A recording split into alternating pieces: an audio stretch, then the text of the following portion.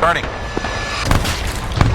It's scary how realistic this is. I'm mind blown so far. Rack guns up. Go, go, go. That's extended. Man, if 19th group called me and be like, hey man, there's a new program where we're bringing dudes back in, On dude, holding security 360. I would for sure have my team doing this once a month for training and MILSIM scenarios that make them better situationally aware and work them through the process. Hey, what's going on, guys? Welcome back to another Reacts. You guys love the MILSIM Reacts. That's why I'm bringing out Arma 3. You guys are familiar with Arma 3, but if not, this channel is ran by a former Korean Marine. My favorite types of Marines are Korean. No offense to Marines, but Korean anything is my favorite. I might be a little biased. So again, all the guys are actual people in this video game. Is it even called a video game anymore? But anyways, all the guys are actual people between the pilots, ISR, and even the enemy are individual people making this happen. And again, it's a tier 1 soft raid to capture 3 high value targets. Let's go ahead and roll it. One condition set. We're green for X. Man down, man down. 60 seconds, we're moving. 60 seconds, we're moving. Oh, I like the montage. Today, I'm stepping in as an augment to C Squadron, invited as a guest during their FTX cycle to take part in a hyper-realistic special operations training raid. Over the past 4 real-life days, the team has meticulously prepared and planned a synchronized assault involving drones, fighter jets, helicopters, sniper teams, and assault teams. The mission? 3 simultaneous raids to capture or kill 3 high-value individuals or HVIs. I'll be operating under the ZAP call sign Delta Mike 1 embedded with Bravo team. We'll be landing at HLZ Warbler to assault Objective Duke and capture or kill our target, Abu Najim. But Bravo team is just one piece of the puzzle. 2 other teams are moving on their own targets at the same time, while sniper and recon elements, call sign Juliet, infiltrate ahead of us to occupy final firing positions and provide support by fire during the assault, which they will do as the rest of us are still back at base briefing the op board. Okay, let's just stop it right here because it's scary how realistic this is. So I'm just mind blown because this is a lot. In MILSIM, they don't just run and gun all over the objective. They do train ups. They have specific roles with specific duties and responsibilities. Man, I'm trying to see the value and the connection between being an actual operator and then doing this MILSIM event. Here's the biggest benefit. It's a rehearsal. Now, typically this would be lined out in the sand. It could be lined out in an actual simulation, and you could literally go through the motions and the coordinating components that make most operations very dangerous. It's not necessarily the enemy. The enemy is the easy part. It's all the coordinating pieces that, if not coordinated correctly, deconflicted correctly, it could go south really fast. I'm mind blown so far, so let's continue to roll it. 60 seconds. Caden talk. Razor 5-1 flight. 60 seconds. Situation here. We're in Niger. AO Dominion. Oh, good old Niger. We got 3 bad targets to hit, 3 high payoff targets, 1 on objective Prince, 1 on objective Duke, and 1 on objective Earl. 1 down, safe dropping ramp. Caden talk. Razor 5-1 flight on the deck. So phase 1 alpha begins the completion of this order and ends with Juliet team is inserted in HLZ Nighthawk. Currently, they are inserted in HLZ Nighthawk, waiting for them to get in position. Okay, so what he's saying is basically they're infiltrating, I believe, J team, which is setting up their final firing points, or FFPs. That's real nomenclature for snipers to set up their positions for sniper overwatch. So that would be happening. They would be giving the brief and then giving real-time situation awareness to what's going on the ground in real time. All right, for phase 3 is attack from objective Prince, Duke, and Earl. This begins when pre-assault fires are complete and ends when Alpha Bravo Charlie have achieved firepower overmatch. Both teams, let me know when you're set. We are in position. Cage 35. 4-1 silver. Make sure nobody sneaks up behind them on those upper decks. Stand by. Now, what would be rare is infiltrating snipers ahead of the target. A lot of your eyes on the objective is handled by an ISR platform that's overhead, a predator, some type of drone. It could happen. It's just, again, the proximity between infiltrating containment and the assault force would be super tight. You don't want to have those guys sitting out there for days because the risk of compromise, especially over a period of day or a period of night in these kind of areas, which are rural, where you have people scattered all over the place, it's going to be a high risk of compromise. I think that's what they're doing. They infiltrated the snipers, which would be called recce. They got on the ground. They got containment. They got eyes on the objective. And I think what you're seeing now is the assaulters loading up for the hit. Thank you, over 2, Redcon. 3s, Redcon 1, all packs aboard. Hey, as soon as we get on that wall, you always give it. So again, it's so wild that the helicopter pilot who just loaded his MH-60 is literally a person, an individual that's part of this role play. Space, just so that fucking Mac can blow that shit as soon as we're MSD. I think he was talking to a breacher, and he said something like blow it right at MSD or something. That's minimum safe distance. So they're just going over like breaching procedures once they assault the objective. And I believe if they're doing a deliberate assault with landing on the X, meaning on top or near on top of the objective, they're running to the breach points, clacking them off immediately, and then initiating the assault.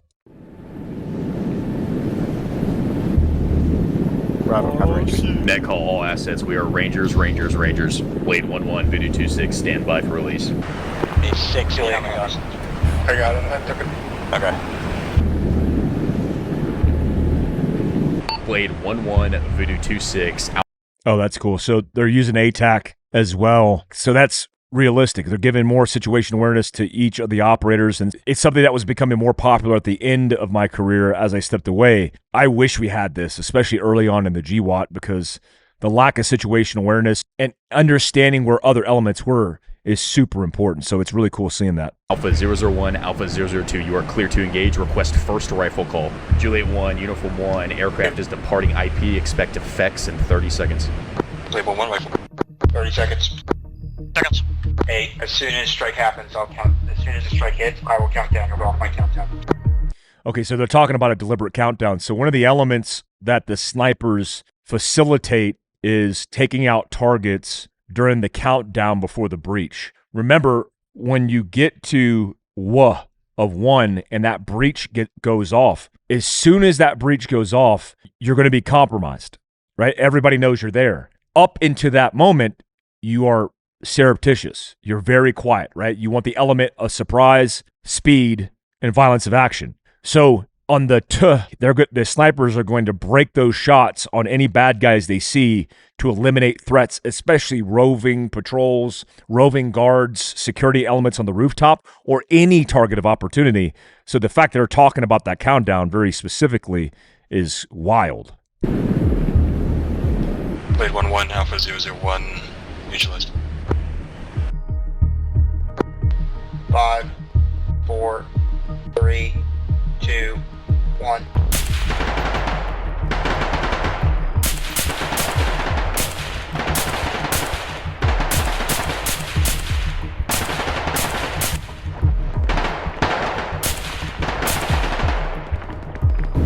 Final call, make sure those bangers are pre-selected. Voodoo 2-3.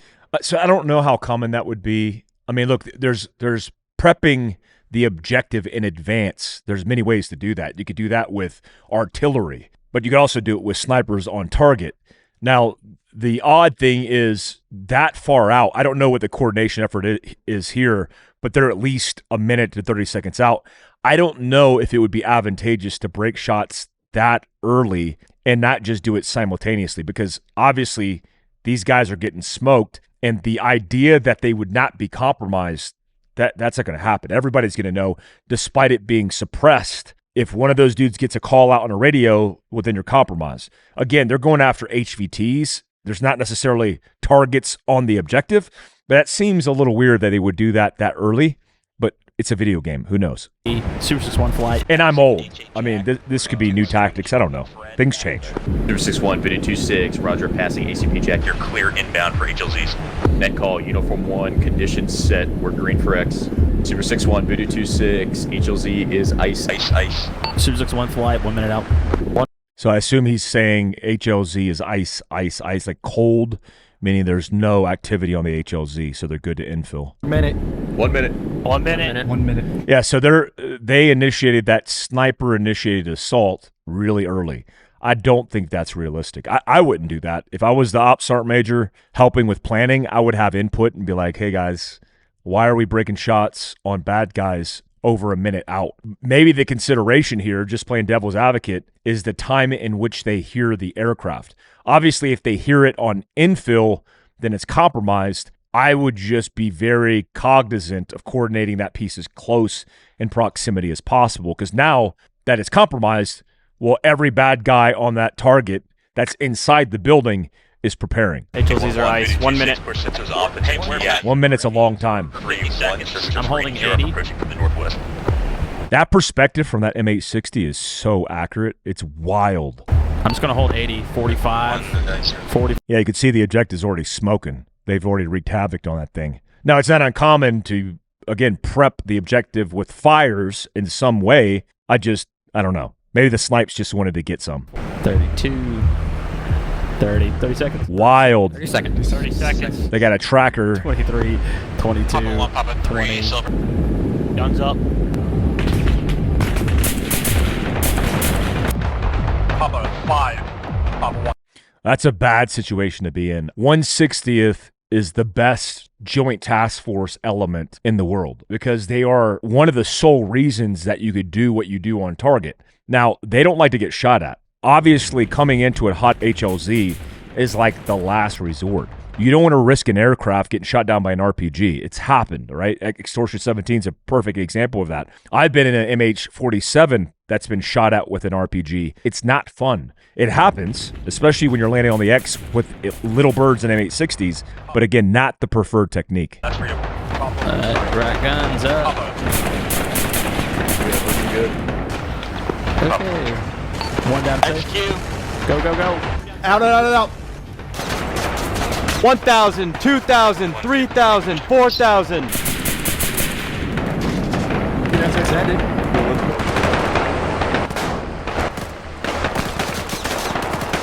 They're landing under heavy fire. I imagine they're getting staged to do the breach. Man down. So what I've noticed they don't have is, unless they're going to show it here soon, is an ISR platform, give them situation awareness. Like if you have limitations, which are rare in task force, you might have only a guy on the ground gaining situation awareness from a sniper position. But you need something in the air to give you that feedback. And again, that would have been an all-net call if there was a dude running around a corner towards the assault force. And then, you know, an AH-6 attack helicopter Little Bird would be on that super quick, right? Because he would be monitoring and supporting the infiltration of M860s as they go down. It just seems like a dude to get shot that fast out the gate without fire support from above. 4 south of us. So he pulled out a lensetic compass. Look, I did that during my time period in war. But now they have adapters that go, well, they had adapters even in my time where you can mount it on NVGs and you can get a heading on your NVGs through this adapter that goes on. So is it realistic to pull out a compass? Not really, but I mean, it's cool because I've done it before in combat. It's just there's faster ways to get that heads-up display. 3 wheels up, departing to south. 1 wheels up, departing south. 2 for one I do not have sight of you, continuing south. 2 is 140.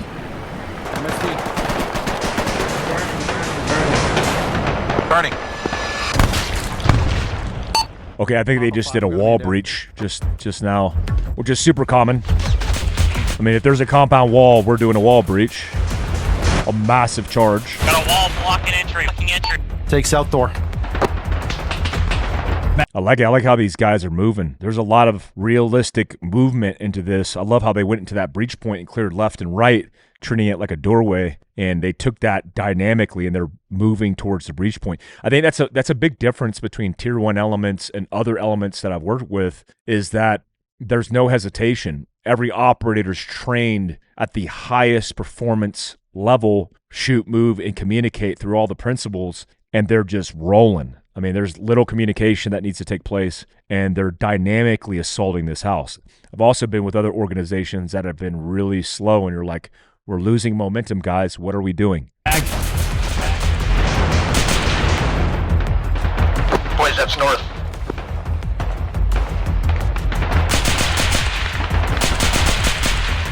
Medical tent is secure. We're pulling 1 back, non-combatant. What was that dude just standing in the open? Hey, 3, make sure Papa 5's grabbing that casualty outside. Bring him into the HHA. Oh, he's a puck. Well, this bad guy problem set is really dynamic. There's even a lot of history. I think this is C Squadron. A lot of history from C Squadron 04, 05 time frame. C Squadron lost a lot of guys, a lot of hard lessons, but they were doing like daylight raids with little birds landing on the X. A lot of lessons learned from those periods of intense and heavy combat. Like the idea that this would never happen because this doesn't happen. This happened. This happened in my period in GWAT, and for sure the boys who fought the war in Syria with Ranger Battalion and SMUs, they were getting some like this. Oh. I wasn't getting none. I was getting mashed potatoes and gravy. You know what I'm saying?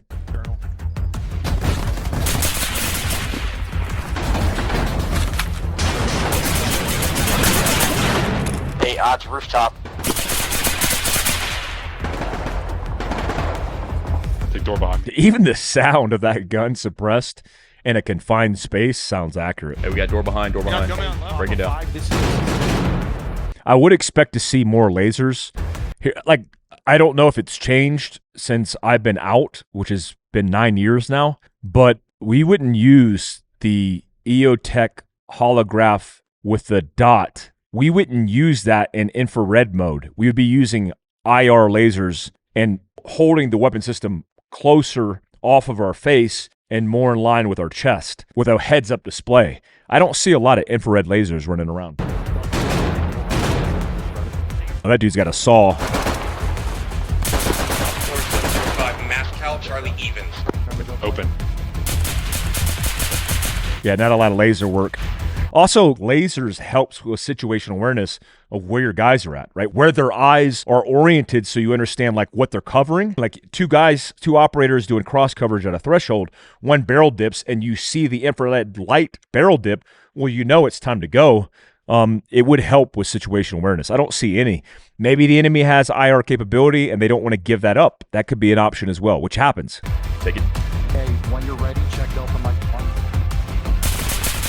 I preferred running the dot inside the flood, and I wanted enough flood at CQB ranges of illuminating the space around at least from waist to head with the IR flood. Clear. 05, Mascal, Charlie Evans. Charlie embedded PJ, objective Earl. Okay, that's awesome. So look, I've worked with the PJs over the course of my career, and they do amazing work. Now, often with task force, especially, unless it's a very complex raid that there's an expectation there's going to be casualties, you won't see them on the ground. I mean, they're an asset. I would prefer, if I was in charge, to have them in an overhead loiter. I want them in a helicopter that's acting as a CASEVAC platform where if something happens, we land, get the casualty out, and then the PJ could work them. I wouldn't necessarily put them on the ground, but you never know. They do come on the ground occasionally. I'm moving towards you. Is this consolidation? Oh, it says C team suffers a mass casualty event. What do you need? To the external. 1-1, Bravo 1, jackpot on Abu Najim. Net call, Alpha, passing Tigers. Copy. This guy's dead. We can try to work him. Drop him. You got security thing, Bravo. Here's what I'll say, man. For scenarios, the medics would get a really good dose of rehearsals and training because this simulation is working them through their process for dealing with a casualty, triaging them, and then focus on priorities of work. I think, man, out of all the positions, are you going to get a lot out of it being a machine gunner in this game? Potentially not. I think it is beneficial, period, but the most beneficial is command and coordination and also being a medic. Man, it's so cool how you can go through all of the different medicines even to be able to administer in a real-life situation. I hope guys are really doing this. I know there's a lot of active duty guys that's running through this, but the fact that guys could go through this and get some exposure before they hit the ground running, that's awesome. Man, if 19th group called me and be like, hey, man, there's a new program where we're bringing dudes back in, dude, I would do that in a heartbeat. I would for sure have my team doing this once a month for training and MILSIM scenarios that make them better situationally aware and work them through the process. Hey, I need hands. I need hands. Hey, Delta Mike, bump off On and help him CPR. out. Hey, Roger. X-ray, go ahead and start on Starting CPR. compressions. What experience do you have? Me the X-ray? March. Yeah. Me. Go ahead and keep pulling security for me. Roger that. What experience do you have? Not much. Okay, go ahead and pull security for me. Get out of the way. Uniform 1, I can take Take this. entry. X-ray, stop. Bring it up. Hey, Evans, let's find posts. Let's get Dry hole, meaning nobody's there. the building, though. DJ is out 3. Papa 2, are you in channel? 1-1 Papa 1. I'm thinking about a Kazvac for these two guys. Are you able to facilitate? Really cool. Look at that. Feel for pulse. Feel for pulse. Contact! Contact! Contact! Rifles up! Hey, is the HVI still breathing? Blade 1-1, Voodoo 2-6. Roger, I'm going to try to Oh, he's push fucking dead, eh? Cajun Talk and have a Yep. relay. Hey, net call on Stop Bravo. the Alpha's collapsing to us from the north. Watch your fire. Ready? Yeah, consolidating.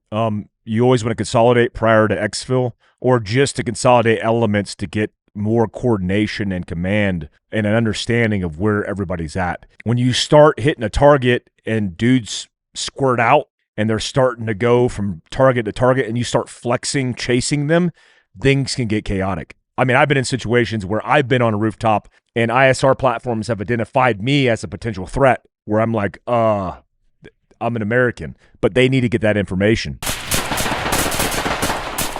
All right, we have a pulse again. Hell yeah. All right, Copy that. Keep them stable. We got a technical coming in from the fucking south. Hey, Alpha, take. Look, one of the things that this would be beneficial for is communications.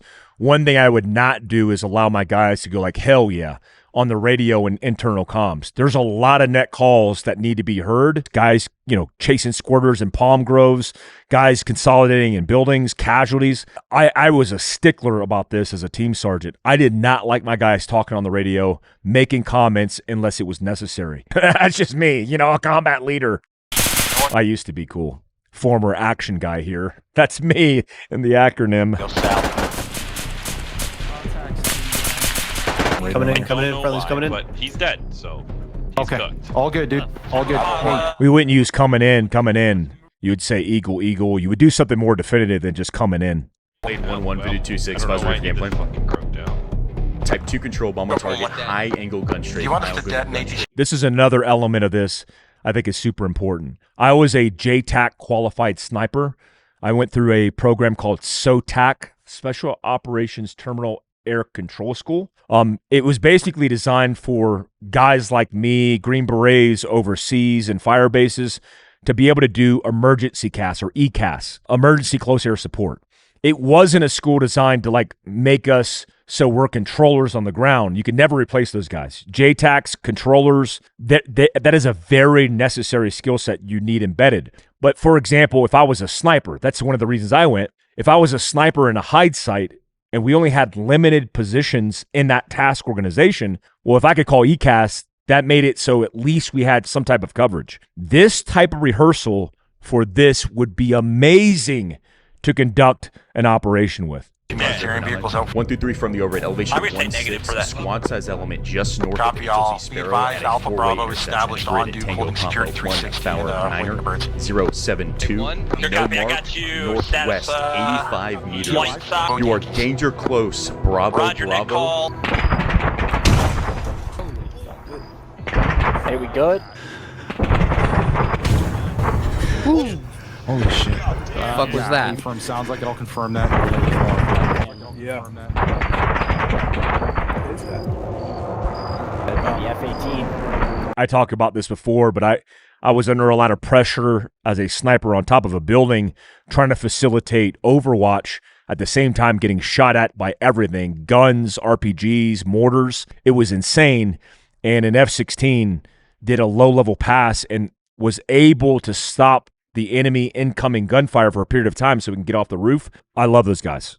Controllers and aircraft, some of the best. You push him back to Juliet when Juliet. All right, we're prepping for exfil. No. Papa 5, Bravo 1. Don't mind me. Casualty. 2-6. Gotta eat, man. External to secure HLZ Copy. Sparrow. Razor flight. This is this southeastern sparkle for HLZ Get that Sparrow. machine gun HLZ up in that Sparrow. tree line on the technical. Okay, so that dude is going to use, I forget the nomenclature, but it's a big laser. I used to carry one on my kit. But basically, it's used for roping in the aircraft, giving them better situation awareness, and vectoring into your location. It could be used in reverse order as well.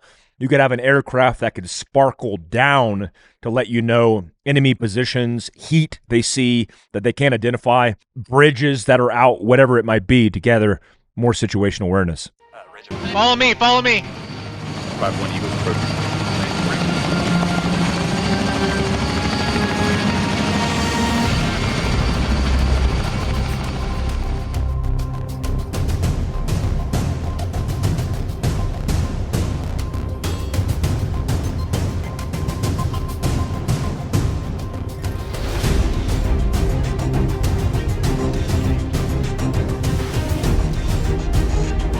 I love the sit rep. I love the after action review.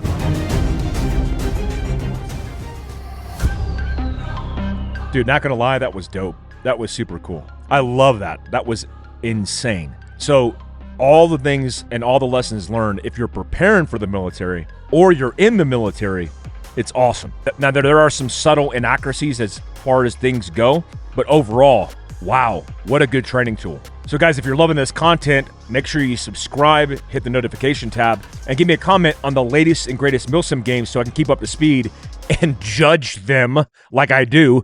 Also, if you want to support our sponsors, support companies like Carnival, the best freeze-dried meat on the planet. You could use Eat Meat to save 10% on checkout. I'll link all that stuff down below. Till next time, I appreciate you guys. Peace.